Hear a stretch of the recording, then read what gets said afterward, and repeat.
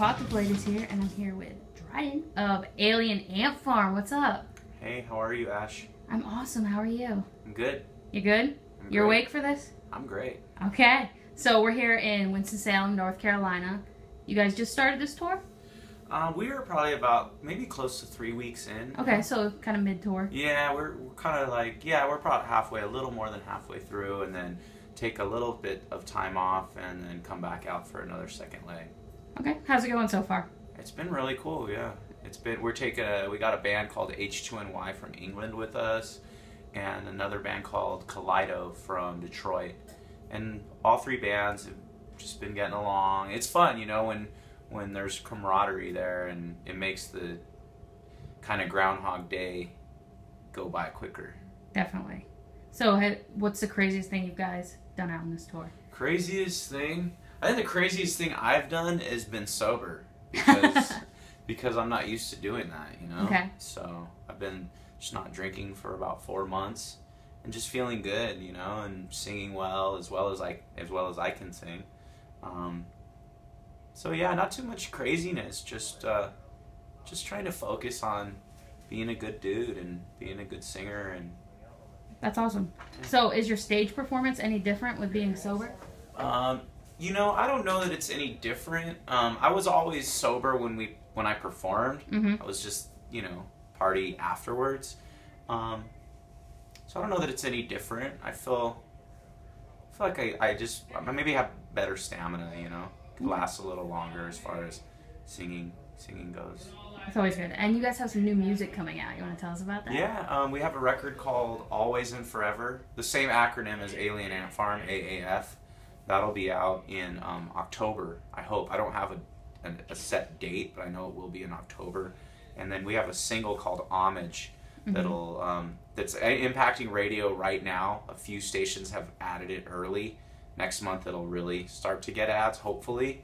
And yeah, so that song Homage has been, it'll be out on iTunes September 2nd, and so that's a good thing.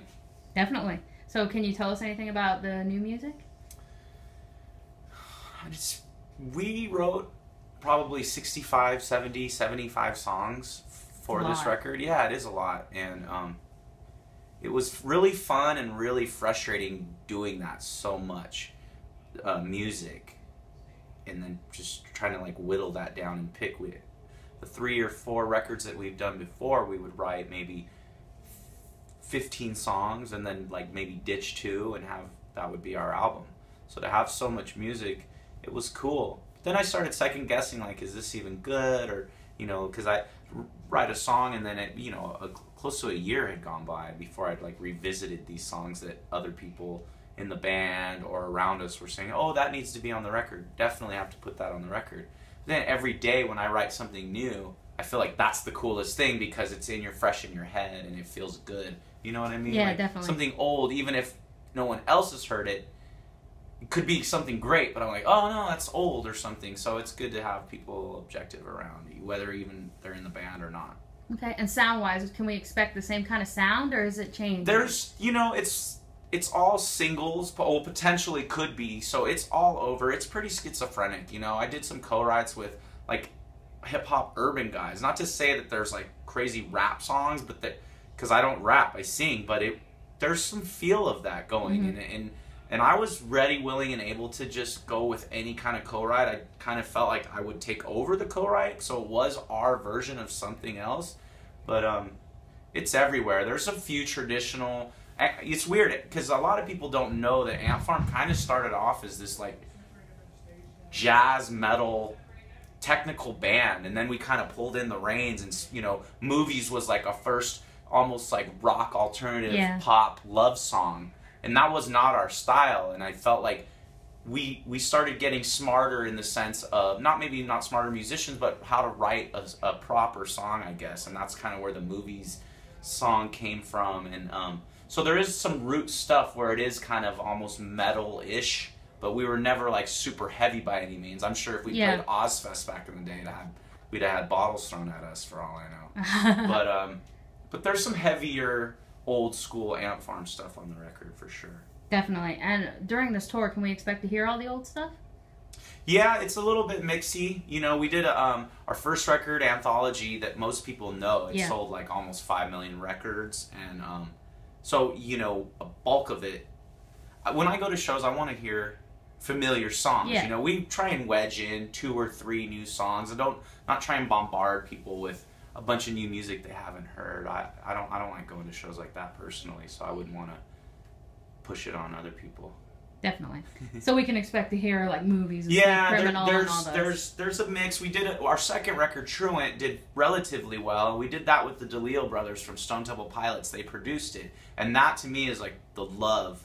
You know, that was like just such a great record at the time for me personally. So there's a handful of those. We just try and pick what we feel is cool without just picking like stuff that no one's gonna have heard. You know, I have to assume that there's some diehards in the crowd, but maybe there's people that just see the name and go, oh, those are the guys that did Smooth Criminal. Let's go have a fun night and go see them. Exactly. They don't know what, you know, we try and mix it up and keep it, you know, like not too deep.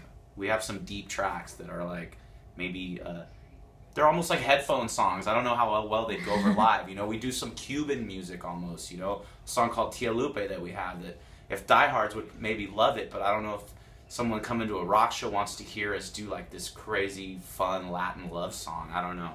That's awesome, though. Yeah, it is awesome. So when the record drops, what's the plans for after that? We're trying to just tour as much as we can. You know, we're all ready, willing, and able. And if we can get overseas, is going to happen. You know, we haven't been to Europe in a while, and hopefully just latch onto some of these radio shows or go over really well. You know, and see if we can resurrect some of this madness that we had stirred up way back when. Yeah, you guys have been gone for a while. Yeah. So what's the future holding? Like, do you have any goals? I don't know how to place goals in the music business because it's such a weird, fickle thing. You could have a great product and it could just be overlooked and not have the right team in place or what have you. So, you know, my goal is to, you know, have this record come out and come to fruition and tour on it and see what it does. You know, part of it is out of our hands in a weird way. So it's tough to see something through like in that way. I don't know, that maybe doesn't answer your question, but it's all right. It's all good. You got any last words to start to wrap it up? Last words. I don't want a pickle, I just want to ride my motorcycle. And I don't want to die, I just want to ride my motorcycle. Yeah.